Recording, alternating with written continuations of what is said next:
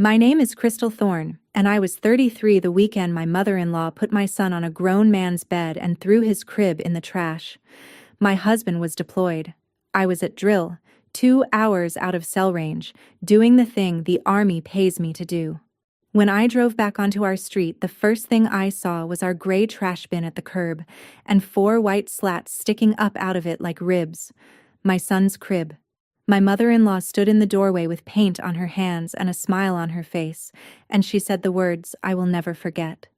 What she didn't plan for, what none of them planned for, was who would knock on that door 3 hours later, and what the officer would call me 1 hour after that. Welcome back to Calm Drama Stories, where ordinary people meet impossible families and answer with quiet steel instead of screaming. If a story ever made you sit up a little straighter in your own kitchen, you're home here. Drop a comment and tell me where you're watching from, and be sure to subscribe so the next one finds you. Let me back up to the version of me that still thought careful was enough. I joined the Army at 18 because the alternative was a trailer in a town that was already forgetting my name. 11 years later, I had stripes on my sleeve, a clean record, and a baby boy named Noah who was 10 weeks old and smelled like milk and laundry soap. Daniel, my husband, was 3 months into a deployment overseas, so most nights it was just me and Noah, and the kind of tired that comes from doing everything right and still bracing for the day it isn't enough. My own mother had passed 2 years before.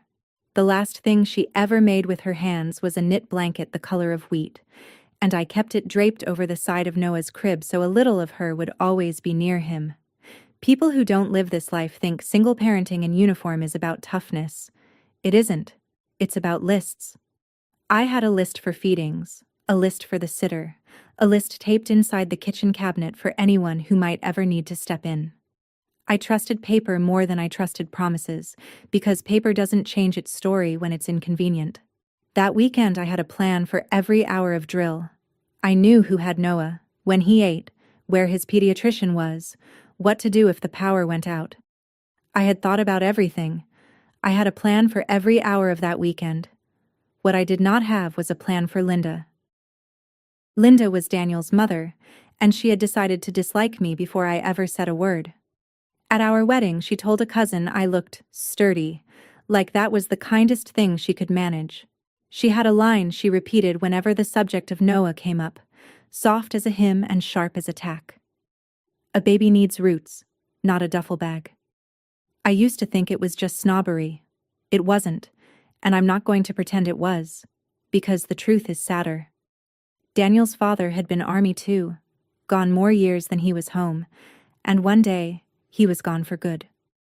Linda raised Daniel alone in a house that smelled like resentment and burnt coffee. So when she looked at me, she didn't see her son's wife. She saw the uniform that had taken her husband, walking around with her grandson on its hip. I understood that. I did. But understanding why a person is cruel is not the same as agreeing to be the place they put it. The week of that drill, Linda called Daniel's sister, and the two of them decided I needed support. Linda texted me, all warmth and exclamation points, that she'd love to come stay a few days and meet the baby properly. I should have felt grateful. Instead, the back of my neck went cold, the way it does on a range when something's about to go wrong and you can't see it yet. I told her the schedule was already covered. She told me family always finds a way. I didn't sleep well that night, and I couldn't have told you exactly why. Here is something most civilians don't know. If you're a soldier with a child and no spouse on hand, you are required to have a family care plan on file. Not suggested. Required. It names exactly who cares for your kid when duty pulls you away, and that person has to be vetted and approved. In writing. Signed. My plan named Dana, the wife of a guy in my unit, a woman I trusted with my life, and had babysat through 3 deployments. Dana had a key, my pediatrician's number, and the same list everyone got. Linda was not on that plan. Linda had never been on that plan, because a plan is a promise you can't take back when you're mad, and I did not trust her promises. I'd also enrolled us in the new parent support program, which sends a nurse to your home to check on the baby and the new parent. Free, voluntary, gentle. My nurse was a woman named Ms. Calloway, and she had a visit scheduled for that very Saturday afternoon. I had the binder for all of it on the kitchen counter, tabbed and dated, and yes, my unit teased me about it. 11 years in, I trust paper more than promises. The Friday before drill, Linda texted again. I'll just pop by to see the baby. 3 dots, then a heart. My stomach turned over. I texted Dana right away, plain as I could make it. Do not leave him with anyone but me.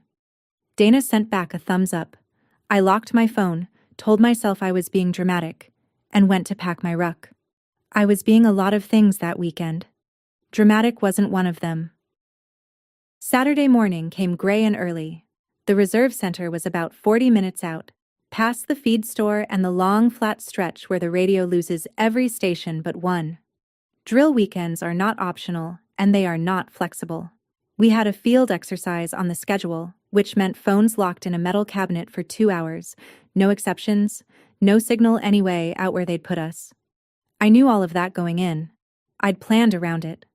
Before I left, I stood in the nursery with Noah on my shoulder, swaying the way you do without deciding to.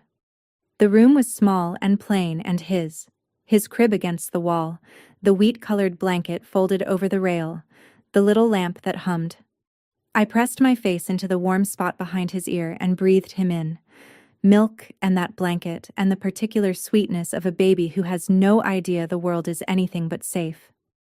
Dana arrived at 8 on the dot. I went over the list out loud even though she knew it cold. I told myself the hard part was leaving him. I kissed his forehead, handed him over, and walked to my truck while my chest did the thing it always did, that tight pull like a seatbelt across the heart. I told myself the hard part was leaving. I was wrong about which part of that day was going to be hard. At the reserve center, I locked my phone in the cabinet with the others at 09:30. The lid clicked shut. For 2 hours, I was exactly where I was supposed to be, doing exactly what I'd promised. And for 2 hours, I had no idea. I pieced the next part together later, from Dana, and from people who were honest enough to tell me what they saw. Around 10 that morning, a car pulled into my driveway. Linda and Daniel's sister Brenda, who lived 20 minutes away and had appointed herself the responsible one in a family that confused control with love. They knocked, and when Dana opened the door with Noah on her hip, Linda walked in like she owned the deed. "We're family," she said. "We've got him now." Dana said no. She said it twice, polite the first time, firm the second, and she pulled out her phone to call me, which is exactly what I would have wanted.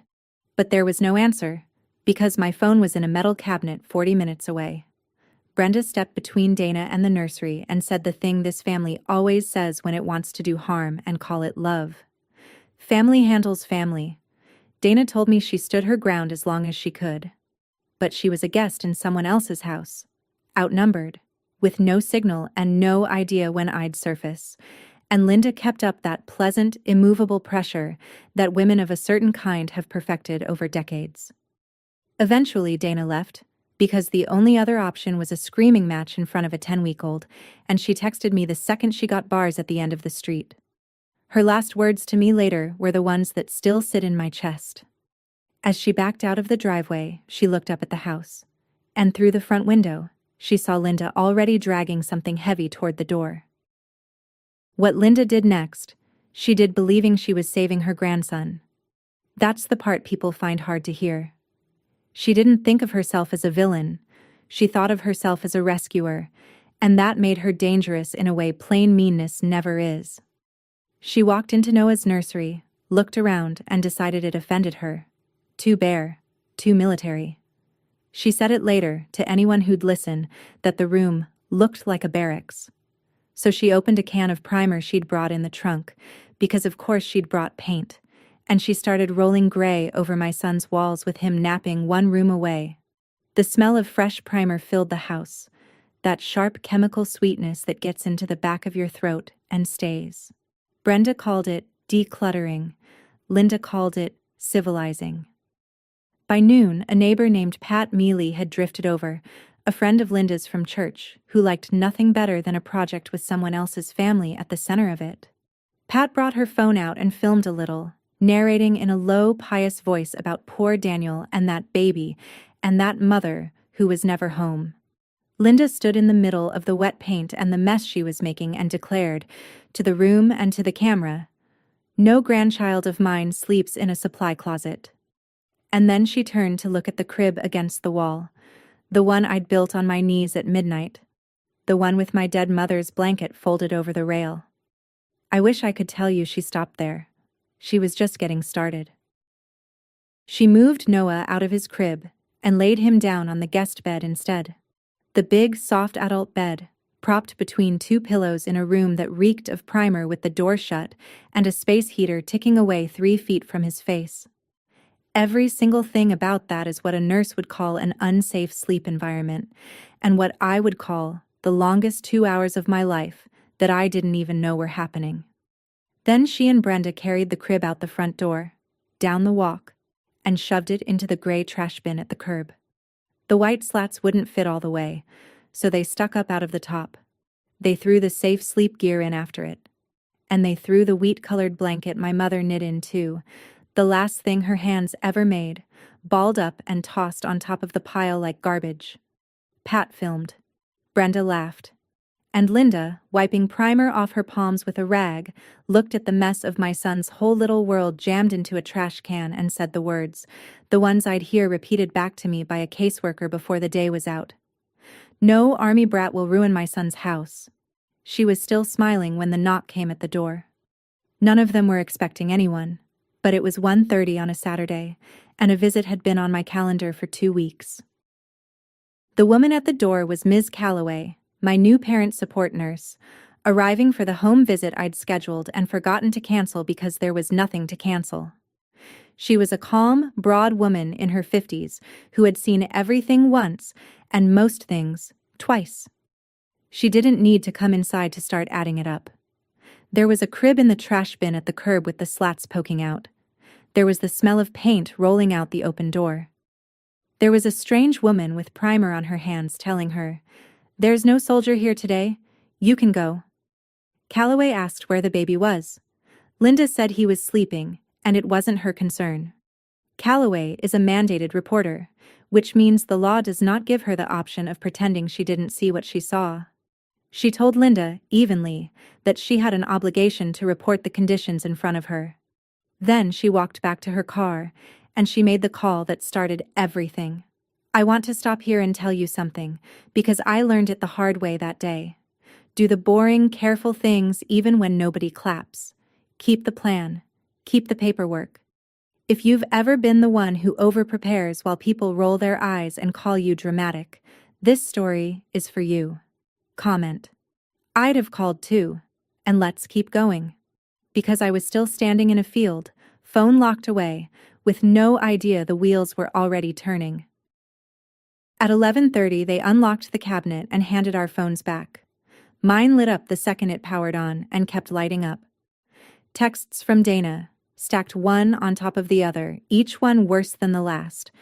They made me leave. "Crystal, I'm so sorry. I tried." And then a photo snapped fast through a windshield, blurry but unmistakable, my trash bin at the curb, and 4 white slats reaching up out of it. I have been trained to keep my hands steady when everything in me wants to shake. That training is the only reason I didn't drop the phone. My stomach went straight through the floor, but my hands stayed flat and still, and some cold, quiet part of my brain started doing what it does best, which is making a list. Panic is a luxury. I filed it away for later. I walked, did not run, to my first sergeant, and I held up the phone so he could see the photo. I told him in plain words what I was looking at. He's a man who's watched a lot of soldiers go through a lot of bad days, and his face did something I'd never seen it do. It went to stone. He looked at the picture, then at me, and he didn't ask a single question I'd have to answer twice. "Thorne, go." He was already reaching for his own phone. "I'll make the calls." I didn't know yet what calls he meant. I just knew I had 40 minutes of road between me and my son, and I drove every one of them like the speed limit was a personal insult. Here's the machine I didn't fully understand was already running. When a report of an unsafe child comes in, and that child belongs to a military family, the civilian side and the military side don't work in separate rooms. They talk. Child Protective Services makes contact with the installation's Family Advocacy Program. Family Advocacy notifies the soldier's commander and law enforcement and the medical side, and they move as a team because a child's safety is not a thing anybody is allowed to sit on. I knew all of this the way you know the rules of a game you've never had to play. I did not know yet that Calloway had already filed. I only knew I had to get home. On the long, flat stretch where the radio dies, I called Dana on speaker and made her walk me through it, minute by minute, what time Linda came, what she said, when Dana left, what she saw out the window. I wasn't venting. I was building a timeline, the same way I'd build one for an after-action report, because somewhere in the back of my training my brain had already decided this was going to come down to who could tell the truth in order, with dates. Dana kept apologizing. I kept telling her she did exactly right, because she had. She protested. She called me. She tried. The failure wasn't hers and it wasn't mine. It belonged to a woman who walked into my house and decided love meant getting her own way. I came off the flat stretch and the radio crackled back to life, and I had the strange, sick feeling that somewhere ahead of me, doors were already opening that I hadn't knocked on yet. I pulled onto our street at 12:30 and there it was, exactly like Dana's photo, exactly like the picture that's been burning behind my eyes ever since. Our gray trash bin at the curb, 4 white slats reaching up out of it. I didn't stop to look. I left the truck half in the driveway and went through my own front door, and the smell hit me before anything else did. Primer thick enough to taste, every window shut tight against the cold. I found my son on the guest bed, between 2 pillows, near a space heater, in a room you could not breathe in. I had him up and against my chest in under a second. I carried him straight to the living room, threw the windows open one-handed, killed the heater, and stood there in the cold, clean air feeling his little breath against my neck while my heart finally caught up with my body. Linda came out of the hallway with primer still on her hands and looked at me like I was the intruder. "Well," she said. "Finally decided to act like a mother?" I did not raise my voice. I have learned that the quietest thing in the room is usually the one people remember. "Step back from him," I said. "Now." She stepped back. I think the flatness of it surprised her more than yelling would have. And then, on my way past the front door with Noah safe against me, I looked into that trash bin one more time, and I saw it. A corner of wheat-colored wool, balled up under the slats. My mother's blanket. In the garbage. That was the moment the cold quiet in me turned into something with a spine. The first thing I did was not yell at Linda, which I'm proud of, and not call a lawyer, which came later. The first thing I did was put Noah in his car seat and drive him to the clinic, because the only opinion in that house I cared about was a doctor's. They checked him head to toe. He was fine. Pink. Fussy. Hungry. Perfect.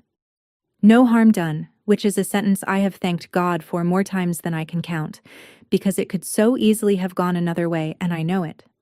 While they weighed him, I stood in the corner of the exam room and started writing. Times, names, what Dana saw, what I walked into. I saved her photo 3 places so it couldn't disappear. It wasn't strategy, it was instinct. The same instinct that keeps a soldier's gear squared away when everything else is chaos. By the time we got home, Linda and Brenda had cleaned up the worst of the visible mess, as if a mopped floor could unring the bell. My phone buzzed. "Brenda. You left. Everyone saw." The kind of message that told me they thought this was a fight about appearances, about who looked like the better mother on a Saturday afternoon. Then I saw Pat had posted her little video to a neighborhood page, all sighs and head shakes about that poor deployed boy and his absent wife. The comments were already stacking up. I read 3 of them and put the phone face down. "Everyone saw," Brenda said. I sat on the floor of my son's stripped, paint-stinking nursery and thought, very calmly, "You have no idea what everyone is about to see." That night, After Noah was fed and finally down in a borrowed bassinet a neighbor dropped off, I sat at the kitchen table with my binder and turned on every light in the house. I needed to see it all in order, in ink, dated, signed. The family care plan, with Dana's name on it and the approval stamp, and Linda's name nowhere. The new parent support enrollment paperwork. The pediatrician's records, current. The schedule. The list taped inside the cabinet. Years of being told I was too careful, too rigid, that I treated raising a baby like a deployment. And that night, every careful thing I'd ever done lined up like sandbags against a flood. I had spent a long time being embarrassed about the binder. Sitting there, careful felt like a life raft. People think preparation is fear. It isn't. It's the opposite. It's deciding ahead of time that you will not be at anyone's mercy. I went through the tabs one by one and I found a page I'd half forgotten, an email I'd glanced at on my phone hours earlier without really reading. Calloway's office had sent me a copy of something at 1:48 that afternoon, while I was at the clinic with Noah. I opened it on my laptop. It was the report. Not a warning. Not a heads up. The actual filed report of what she'd observed at my address that day, with a timestamp and a case number and language I'd seen on the working end of my own job. I sat very still and read it twice, and right there, under my mother's recipe magnets and the hum of the refrigerator, I understood that the wheels weren't about to start turning. They'd been turning since 1:48. They were already pointed somewhere. I just hadn't read far enough to see where. I made myself read the last paragraph slowly, the way you read a map before you move. It said that because the child belonged to an active duty family, the matter had been referred to the Installation Family Advocacy Program, and that Family Advocacy would, per standard procedure, notify the service member's commander. I read that line 4 times. The service member's commander. That was my commander. Not Daniel's. He was the deployed spouse. Half a world away. Mine. The machine I'd always pictured as a cold gray thing that happened to other people was running, right now, on a track that led from my trash bin straight back to a captain who knew my name and had signed my last evaluation. And here is the part I want you to hold on to, because I held on to it for the rest of that long night and all the next day. That machine was not coming to take my son. It was coming because a nurse did her job, and a first sergeant made his calls, and somewhere in a file was 11 years of me doing the boring, careful, documented things. The system Linda thought she could sick on the army brat was a system I lived inside, the right way, on the record. I sat there with the laptop glowing and I caught myself almost smiling, the dry, tired smile of a person who's been underestimated one too many times. Linda's words came back to me. No army brat will ruin my son's house. I said it out loud to the empty kitchen, and then I said the thing I'd say to her face soon enough. It's not his house. My phone screen lit up on the table, buzzing against the wood. I turned it over. The caller ID was my commander, Captain Doyle, on a Saturday night. I answered, and his voice was level and serious. Sergeant Thorne, we need to talk about what's coming to your door tomorrow. Captain Doyle did not waste words, which is one of the reasons I'd have followed him through a wall. He told me a caseworker from Child Protective Services would be coming to do an assessment because a report had been filed, and that's simply what happens. The report gets worked. Every time. No exceptions. He told me that because we're a military family, family advocacy was already looped in, and that he would be there himself, in person, representing the command, because that's how the process runs when one of his soldiers is involved. Then he told me the thing I needed to hear, and the thing I needed to be warned about, in the same breath. Your record speaks for you, he said. Let it speak. Don't argue, don't perform. Put the truth and the paperwork on the table and let people read it. He made it very clear that nothing about my rank was going to decide this. The conditions would be assessed on their face, by the caseworker, on the merits. Cleared or not cleared would come down to facts, not stripes. I told him I understood, and I did. I wasn't being handed a win. I was being told to get out of the truth's way and let it work. After we hung up, I sat in the dark a while longer. Somewhere across town, Linda was no doubt telling Brenda and Pat that she'd handled it, that she'd reported the unfit mother, that the authorities were finally going to see what she'd seen. She thought she was the one who'd called the system down. She had no idea the system was already standing behind me, and that tomorrow she was going to find out exactly which way it faced. Linda came by Sunday morning, uninvited, the way she did everything. She'd dressed up. She wanted to smooth things over, which in her language meant she wanted me to agree that none of this would go any further, for the good of the family name. She stood in my half-painted living room and told me a mother understands what's best, and then, for one strange minute, the armor slipped, and I saw the actual woman underneath. She talked about the years she raised Daniel alone, about nights walking the floor with a colicky baby while her husband was at some post she couldn't pronounce, about the particular loneliness of loving someone the army owns a piece of. Her voice cracked. For that minute, I felt for her. I really did. Because I knew that loneliness from the inside now. But then she wiped her eyes and her jaw set and she put it all right back on me. I raised my son alone so the army couldn't have him, she said. Now it has you. And it's taking my grandson too. That was the moment I stopped feeling sorry for her. Because grief is real, but she'd decided to turn hers into a weapon and aim it at a 10-week-old's crib. Then she said something that told me just how upside down she had it. I already told the worker everything, she said, almost smug. They'll see. She thought she was the complainant. She thought when the caseworker came, she'd be the responsible grandmother handing over evidence against the bad mother. I didn't correct her. There are some lessons a person has to walk all the way into. I just said, I'm sure they'll see everything, and showed her the door. By Sunday afternoon, Pat's video had done its work. It had jumped from the neighborhood page to a couple of group chats, and a handful of people who'd never met me felt entitled to an opinion about what kind of mother I was. 2 of them texted me directly, all concern, no questions. Brenda was loving it. She sent a string of messages that boiled down to one idea. Everyone's on our side. You should just apologize and make it quiet. The old me, the 18-year-old from the trailer, would have fired back, would have typed and deleted and typed again until 2 in the morning. The soldier I'd become did something harder. Nothing. I did not post a single word in my own defense. I didn't argue with strangers about my son. Instead, I took everything I had, the timeline, Dana's photo, the binder, the clinic visit, and I sent it to the caseworker through the proper channel, and I asked Dana if she'd be willing to be there in person to say what she saw. She said yes before I finished asking. That's the whole difference, and it took me years to learn it. They fight with noise. I answer with records. I don't argue with rumors. I answer with paperwork. Let the loud people be loud. The quiet truth was sitting in a binder on my kitchen table with dates on every page, and it wasn't going anywhere. That night, I laid Noah down in the borrowed bassinet and folded the wheat-colored blanket, washed clean now, up over his chest. I sat beside him in the dark and listened to him breathe, and I let myself feel, for the first time all weekend, almost steady. Tomorrow, they were coming. I was ready for them to come.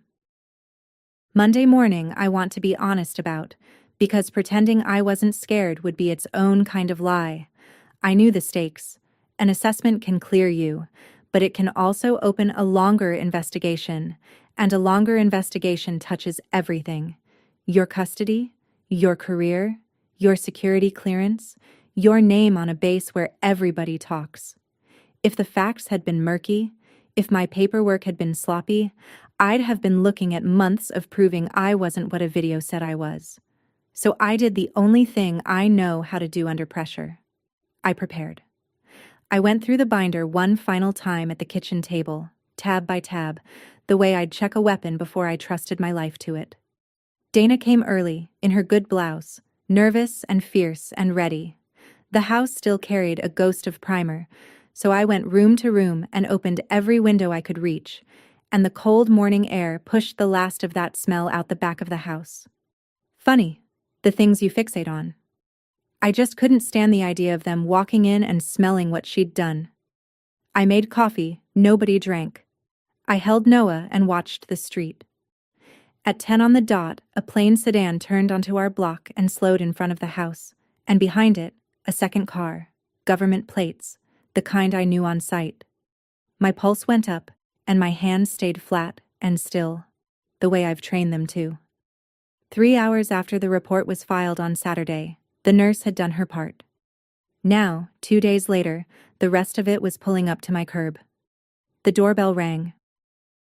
The caseworker introduced herself as Ms. Ruiz, and she was exactly what you'd want and exactly what you'd fear. Calm, neutral, unreadable. A woman whose whole job is to not take anybody's word for anything. She had a folder of her own. Before I could say a word, Linda swept in from where she'd been waiting on the porch, because of course she'd come, and she launched into her version like she'd been rehearsing it all weekend, which she had. "Thank goodness you're here," she told Ruiz. "I'm the only stable adult this baby has." She talked about the absent mother who ran off to play soldier. She talked about the state of the house, conveniently leaving out who'd made it that way. She gestured at the half-painted walls she had painted as evidence of my neglect. Brenda stood at her shoulder, nodding along, and out on the lawn, Pat had her phone up again, filming the grandmother's brave stand. I stood there holding Noah, and I said almost nothing, which nearly killed me. Every instinct screamed to defend myself, to match Linda word for word. But Doyle's voice was in my head. Don't perform. Let it speak. So I let Linda talk. I let her build the whole story, brick by brick, the responsible grandmother and the runaway mother, right up to the top, where she stood proud as anything. Ruiz listened and wrote, and her face gave away nothing at all. Then Ruiz turned to me, pen ready, and asked me to walk her through my side. And for the first time since I'd driven onto that street and seen 4 white slats in the trash, I got to open my mouth. I didn't raise my voice. I reached for the binder. I didn't tell Ruiz a story. I handed her one she could read herself. The family care plan first, with Dana's approved and vetted name on it, signed and dated, and Linda's name nowhere on any line. The new parent support enrollment, with Calloway's scheduled visit right there on the calendar. The pediatrician's same-day clearance from Saturday, showing a healthy baby. Dana's photo with its timestamp, my drill orders proving exactly where I was, and that I had no legal way to leave. I didn't leave him with no one, I said, level as I could make it. I left him with a plan. She threw the plan in the trash. Ruiz read every page. She is not a woman who skims. She compared the family care plan to what Linda had just told her, and I watched the temperature in the room change without anyone touching the thermostat. Linda's smile started to slip at the corners. Brenda went quiet. Dana spoke when Ruiz asked her to, plain and steady, and said she'd been dismissed from the home by Linda and Brenda over her objection, that she'd tried to reach me and couldn't, that the last thing she saw was Linda dragging the crib toward the door. Ruiz wrote it all down. Then she lifted her eyes from the binder and looked, not at me, but at Linda. "Mrs. Thorne," she said, in that careful, neutral voice that's somehow scarier than shouting. "You dismissed the approved caregiver, and you turned away the home visit nurse. Is that correct? On the record?" The silence in my living room had a texture to it. Linda opened her mouth. For once, nothing useful came out. Ruiz had already spoken to Calloway. That's how the job works. You don't take a report and forget it, you build it out. With Linda standing right there, Ruiz confirmed the nurse's account point by point, and every point landed on Linda like a brick coming off a roof. The crib in the trash bin, observed at the curb. The smell of fresh primer through the open door. The infant placed to sleep on an adult bed in a closed, fume-filled room beside a running heater. A stranger at the door telling the nurse there was no soldier here today, and to leave. Calloway's report and Dana's photo and my drill orders all told the same story with the same times, and Linda's version was the only one that didn't fit. She tried to cut in. "This is for real family, not some..." And Ruiz lifted one hand, not unkindly, and Linda's sentence died in the air. I watched it dawn on her, slow and awful, the realization rearranging her whole face. She had not summoned the authorities to judge me. The authorities were here because of what she had done. She wasn't the complainant. She was the subject of the report. Brenda saw it too, and I watched Daniel's sister begin the quiet arithmetic of a person deciding which side of a sinking boat to stand on. Out on the lawn, Pat had lowered her phone. Nobody was performing anymore. And just when I thought the room couldn't get any heavier, I heard a car door close out front, firm and precise, the sound of someone who's been trained to do everything, including shut a door, with intention. I looked through my open front window. There was still one piece of this Linda hadn't accounted for, and it was walking up my front path in dress uniform. The car was a government sedan, the kind I knew on sight, and the man stepping out of it wore an Army service uniform pressed to a knife's edge, with a family advocacy liaison a step behind him. To anyone who didn't know better, it looked like the cavalry arriving to investigate the unfit mother. And Linda did not know better. I watched her spine straighten and the hope come back into her eyes.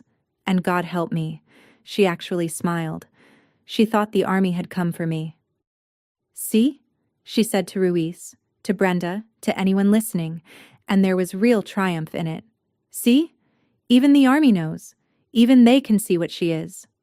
Pat lifted her phone back up, sensing a finale. Brenda edged closer to her mother again, hope being contagious. And I stood in the middle of my own living room with my son asleep against my chest and the wheat-colored blanket tucked around him, and I said nothing, because I knew what they didn't. I knew the uniform. I knew the gate. I knew, before he reached the steps, exactly whose command I fell under and exactly why he'd come in person on a Monday morning. Linda kept talking, narrating her own victory, telling the officer through the screen door that she was the grandmother, that she was the one who'd been holding this family together. The liaison opened the door. The captain stepped inside, took the room in with one sweep, the binder open on the table, the caseworker, the nurse's account, the half-painted walls, the woman with primer still ground into her cuticles. And then he found me. He stopped. He came to attention in the middle of my living room. And every single person in that house was about to learn who I actually was, all at once, the second that officer opened his mouth. He raised his hand in a salute, crisp as a flag in wind, and he said it loud enough for the whole room and the open window and Pat's little phone to catch. "Sergeant Thorne. Captain Doyle, my commander." I shifted Noah to my left arm and returned it, because some things are reflex no matter what you're holding, and I said, "Sir." And that was all. You could have heard the house settle. Linda's face came apart in stages. First confusion, like the words didn't make sense in that order. Then a kind of grasping, her eyes going from Doyle to me and back, looking for the joke, the mistake, the explanation that would put the world back the way she'd built it. And then she said it, the question that ended her version of the day, in a voice gone thin and high and stripped of all its earlier triumph. Why is he calling you Sergeant?" Nobody answered her right away. We didn't have to. The salute had already said it. The army brat she'd been sneering about for 2 years, the runaway mother who'd abandoned her baby to play soldier, was the soldier, an 11-year non-commissioned officer her own son had married, standing calm in her uniform in her own home with her child safe in her arms. Doyle lowered his hand and turned to Ruiz, all business, like he hadn't just rearranged the molecules in the room. "I'm here as Sergeant Thorne's commander, representing family advocacy," he said. "I'll tell you up front, her record is one of the cleanest on the installation." Linda made a small sound, the sound of a story she'd told 100 times collapsing all at once. I almost felt sorry for her. Almost. This was the part I'd thought about all night, lying awake next to the bassinet. There was a version of that morning where I let it rip. Where I stood in front of Ruiz and Doyle and Pat's camera and Brenda's stunned face, and I made Linda eat every cruel thing she'd ever said about me. Slow, in public, with witnesses. I'd earned that version. Nobody in that room would have blamed me for taking it. But I've learned that the loudest revenge is usually the cheapest, and it leaves you holding less than you started with. So I didn't reach for it. When Ruiz asked me what I wanted to see happen, I kept my voice as flat, And even as I'd kept it all morning. I told her my son's safety came first and last. I told her I wanted Linda's name kept off every caregiver list, every plan, every document that touched Noah's life. I told her I wanted the truth in the file, in order, with dates, where no one could ever throw it in the trash. And then I told her the thing that surprised even me as it came out. I don't need her punished, I said. I need her name off my son's life. Doyle gave a small nod, the kind that means a thing has been understood and will be done. Ruiz wrote it down.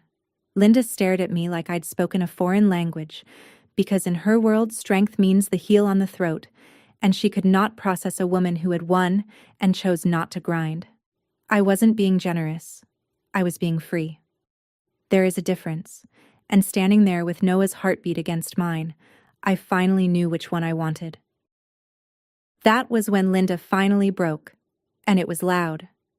All the pressure she'd been holding behind that pleasant, immovable face came out sideways, the way it always does with people like her when the script stops working. She turned on Doyle and demanded to know who he thought he was.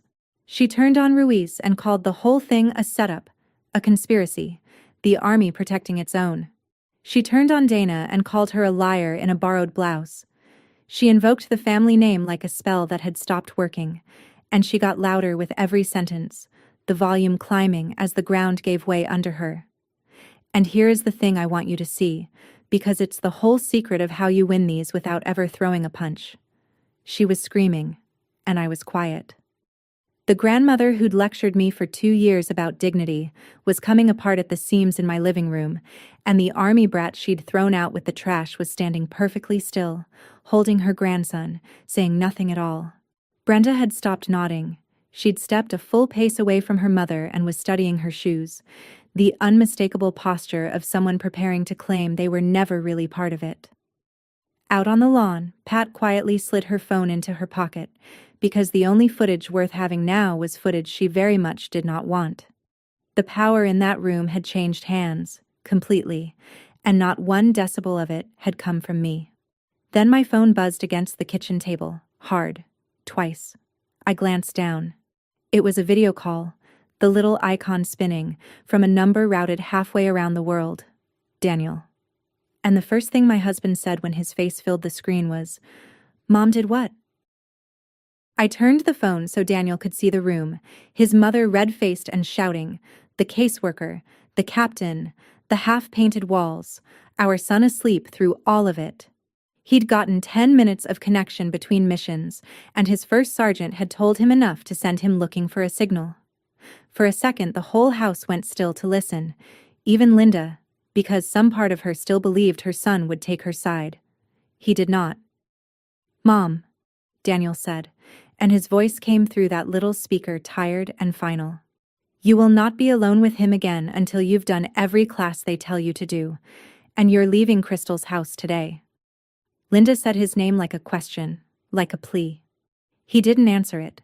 He looked at me through the screen and said, "I've got you. Finish it."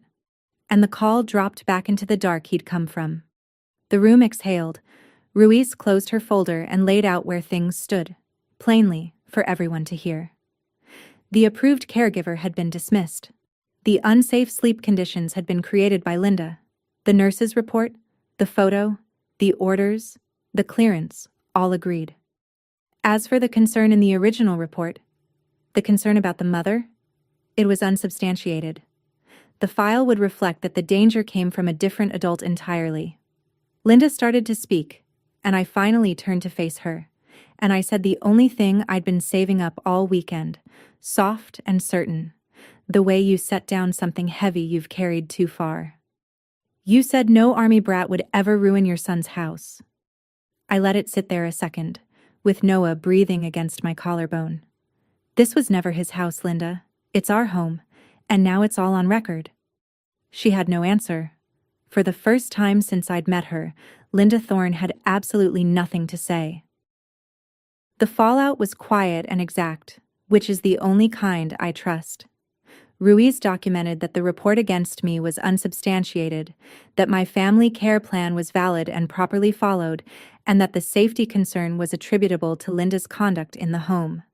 Linda was removed from every caregiver list and barred from unsupervised contact with Noah until she completed the full slate of family advocacy classes, which she would have to attend on her own time, in a room full of strangers, learning the things she'd been so sure she already knew. No one was arrested. No one was hurt. I never raised a hand or my voice, or even a lawyer. I just put the truth on a table and let the right people read it. That's the whole trick, and it's not really a trick at all. Pat's video did the rest of the work for me. Once the neighbors learned what had actually happened, who'd thrown a newborn's crib in the trash and who'd been at lawful drill, the comments turned, and Pat took the video down before noon and got very busy not making eye contact at church. Brenda sent me a long, careful message about how she'd never been comfortable with any of it, which we both knew was a lie, and I let her have it, because peace is sometimes just letting people rewrite their own small parts. As Linda gathered her things to leave my house, she stopped in the doorway, looking for one last piece of high ground. I didn't give it to her. "You kept saying family handles family," I told her, calm as Sunday. "Today, the family that handles my son is the one with his name on the plan." She left without the smile she'd come with. I watched her car turn off our street, and then I went and got my mother's recipe magnets straight on the fridge because some small thing in me needed to put one thing back in order. When everyone had gone, the house was suddenly very quiet. The good kind of quiet, the kind I'd been chasing all weekend. I went out to the curb in the last of the afternoon light, and I pulled the crib out of the trash bin myself, slat by white slat. Some of it was scuffed and one rail was cracked, and I decided right then I'd order a new one in the morning, but I wasn't going to leave my son's bed sitting in the garbage 1 minute longer just to make a point. I carried it back up the walk and set it in the front room. Then I went through the whole house and opened every window again, even though it was cold, and let the wind take the last of the primer smell out the back door until the air in my home smelled like nothing but cold evening and clean laundry. The walls were still half gray. I'd paint them back myself. My color, on my schedule. I fed Noah and I wrapped him in the wheat-colored blanket, washed soft again, the last thing my mother's hands ever made, and I told him about her in a low voice while he blinked up at me with his father's eyes. I told him she'd have liked him. I told him she made things that lasted. And sitting there in the quiet I'd fought so hard for, I finally understood the thing about myself I'd spent years being ashamed of. All that careful, all those lists and tabs and dated pages everyone teased me about. It was never fear. Careful was love, written down in a form no one could ball up and throw away. My mother knit a blanket so I'd always have her hands around my son. I'd built a binder so the truth would always have somewhere to stand. Same instinct, different yarn. I held him until he slept, and for the first time in 3 days I slept too. I want to be clear about the boundary I set, because boundaries are the whole point, and people get them wrong in both directions. I did not cut Linda off forever and swear a blood oath, because that's just a different kind of drama, and Noah might someday want to know his grandmother as more than a cautionary tale. But I did not pretend it never happened either, because pretending is how people teach you it's okay to do it again. Here's what I told her, in a short message, in writing, where there could be no confusion later. If she wanted to see Noah, it would be supervised, after she'd finished every class the program required, and never on a, "I'll just pop by." Every caregiver in his life would go through the plan, on paper, approved, the way the rules I happen to live by already require. No more surprise visits. No more deciding that love means getting her own way in my house. "The door isn't locked," I told her, and I meant it. But from now on, I'm the one holding the key. She didn't write back for a long time. When she finally did, it was 4 words, and they weren't an apology, but they were closer than I'd ever expected. I signed up Monday. For the classes. I read it twice, sitting at the kitchen table with the binder closed for once, and I felt something loosen in my chest that had been clenched tight for 2 years. Not forgiveness, exactly. Not yet. but the first cold morning of a maybe, and maybe was more than she'd ever given me. The weeks after were calmer than I had any right to expect. Daniel came home on emergency leave a little sooner than planned, and the first thing he did was put the new crib together in the nursery, by the window, in the good morning light, while I held the screwdriver and pretended to supervise. He had a longer conversation with his mother than I was part of, and I didn't ask for the details. Some repairs are between a son and the woman who raised him alone, and I'd learned the hard way you can't do that work for anybody else. Linda did start the classes, and from what I heard, she didn't enjoy being a student again at 62, sitting in a circle with young parents learning the very basics of keeping a baby safe. Good. Some lessons are supposed to be uncomfortable. Brenda kept her distance, which suited me fine.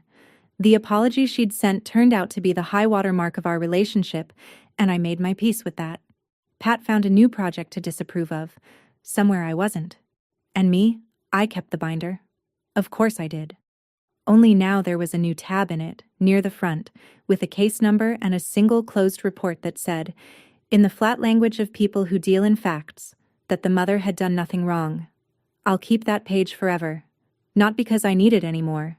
Because there were 2 years of my life where I'd have given anything to be believed, and now I'm holding the proof, dated and signed, in a form no one can ever throw in the trash. Noah sleeps in his new crib, under his grandmother's blanket. He sleeps fine. They were so sure that being a soldier made me less of a mother. It turned out it made me exactly the kind who keeps the receipts, holds the line, and keeps a child safe while everyone else is busy with the show. That's my story. One trash bin.